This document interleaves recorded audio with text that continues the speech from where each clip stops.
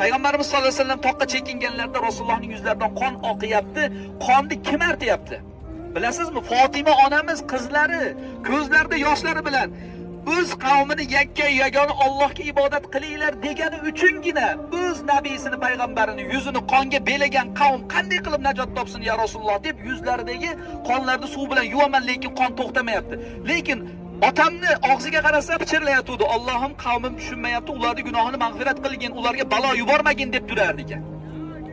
Rasulullohning oxiri qonini to'xtata olmaganligimdan deydi, xurmoning bo'zini olib turib, bo'zni qizdirib turib yuziga bostirganimdan keyin to'xtat deydi.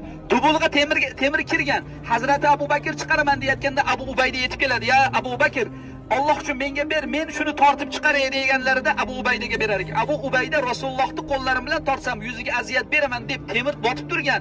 Tishim bilan shunday qattiq tishlab bir sug'urishda chiqarib yubordim, tishim sinib ketdi deydi. Ikkinchi tarafini ishlab turib tortgan, ikkinchisini tishim sinib ketdi deb aytadi. Malik ibn Sinon Rasulullohning yuzdagi qonlarni ko'rib bardosh bera olmay Rasulullohning yuzdagi qonlarni artib yutib yuborar ekan.